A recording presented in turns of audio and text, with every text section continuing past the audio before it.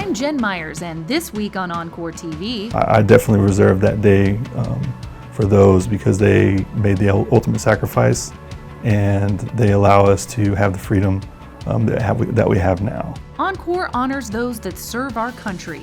We'll share the stories of a few of our veterans and why they answered the call. But first, despite rising temperatures, the power stays on with a lot of preparation from Oncor. Here's how our employees take action early to make sure summer is never too hot to handle. So on this pole here, what you're looking at is these looks like old cross arms. The old conductor's been spread out so that you could safely pull this new shiny conductor onto that new pole. Each year, Oncor begins preparing for higher temperatures well before summer arrives in Texas. Part of that preparation is replacing old wire with new, also known as reconductoring. When it comes to summer prep, the significance with a large reconductor project would be added capacity. These extreme hot summers definitely demand more load that's put on the lines. But adding new wire or conductor is just one part of Oncor's annual summer prep effort, a cross-functional initiative that for one team kicked off 2 years ago. So 2021, we start in 2019. In 2020, we review the projections we made in 2019 for 2021. And summer prep allows us to tweak those plans. East Doug Darrell. For the docks, the summer prep really starts in the January-February timeframe. That's when we meet with our distribution planning partners to get some forecasted load for the next summer. So with that information, we reach out to our district partners and meet with them to find what are their areas of concern. We had a car hit a pole last night. That means talking to employees like Elizabeth Barrett in the Killeen, Round Rock, and Taylor District. Our maintenance strategy department starts looking at data and analytics and analyzing areas of vulnerability that we could really be focusing on for summer prep. We're looking at any areas that could be overloaded transformers. We are using meter data consistently to look at how those transformers could be affected with the increased load and whether or not those transformers need to be possibly changed out.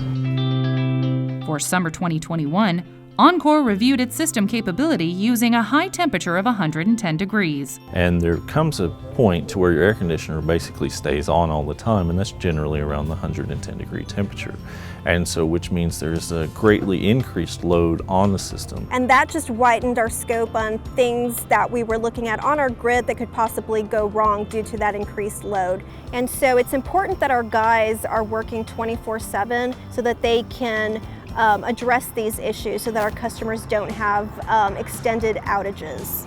Part of Oncor's preparation for summer is testing our system to check for vulnerable spots. So my role in the summer prep effort as a Metro East region engineer is primarily to project manage the various efforts that we have. So things such as infrared testing, partial discharge testing. This testing helps Oncor decide what system equipment needs to be upgraded or replaced before summer hits. So once we've identified the work that needs to be done, we work with our distribution services group through their program managers to coordinate the various types of work, whether it's repairs or replacements. I'm given the project the task of getting guys assigned to do the work, material issues, mapping, setting up clearances, permits, road closures, anything that's needed to ensure that the project's going to be successful.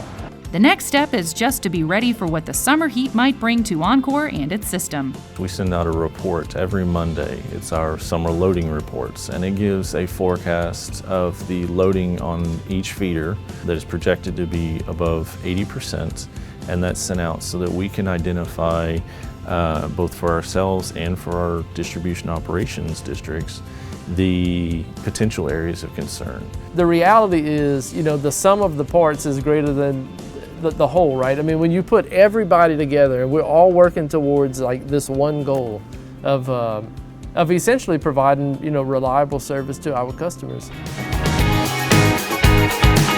And Taking a look at our service territory forecast over the next 3 days. A breezy Wednesday in store for our service territory. We'll see those winds out of the south, 10 to 20 miles per hour with gusts up to 30.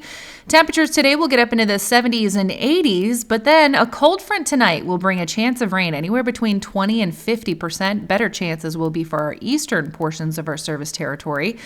And after that front passes, we'll see temperatures drop back down into the 60s Thursday and Friday. There's more to come after a short message.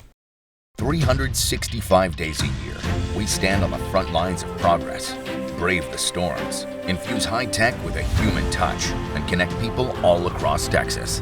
At Oncor, we empower modern life.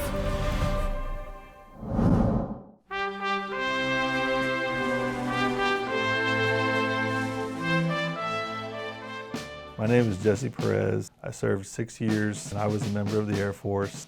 My name is Laura Trumpetary. I was in the Navy serving as a first class petty officer. My name is Casey Fisher. I was in the Navy for about 10 years and I had made the rank of first class petty officer. Jesse Spivey. I served for 8 years in the United States Marine Corps and I finished out as an E6 or a staff sergeant.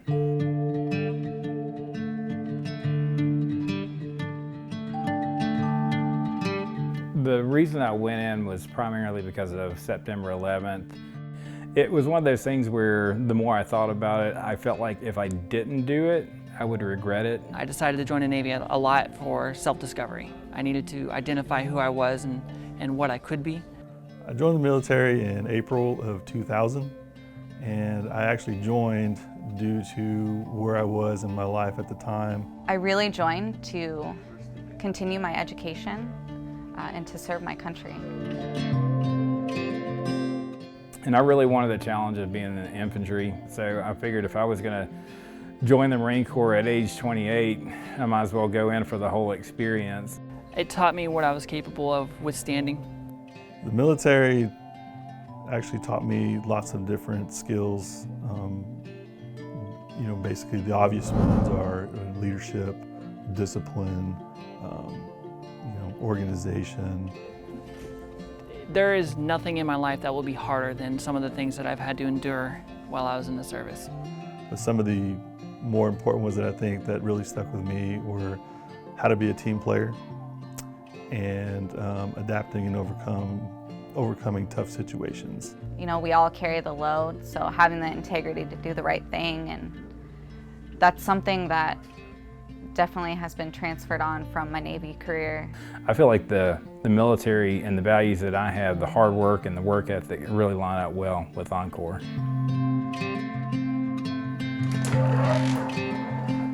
It was over time, this feeling of serving my country, that was more than just a paycheck to me. Once you finish Warrior Week, you're presented an Airman coin. And it was at that moment during the saluting of the flag that it actually hit me that I am in the military and I am representing the military and serving my country. Became a lead petty officer, and I was helping future sailors in their career, and that's really when it felt like a calling to me. So I got injured on October 11th, 2004, which is the day before my birthday.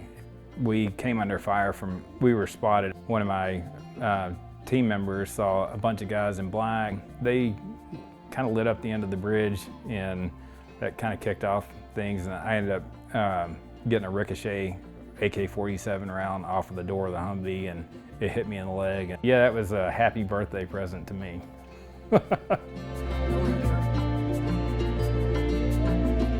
So Veterans Day, it's important to me, but it's not just because I'm a veteran. It has more meaning to me for the military members who actually fought in wars and for our fallen heroes. So I'm very proud to be a part of a company who recognizes, celebrates, and helps veterans. I've always had an interest and a respect for Vietnam era vets, and they came back, to not a welcome. So I always like to, I think about those guys, and I always make it a point if I see, an old guy with a Vietnam veteran hat on or something, to tell them thank you. When I think of Veterans Day, I think of all the sacrifices made by those that aren't as fortunate as me, and more of a moment to reflect on the sacrifices that people have made throughout our entire history.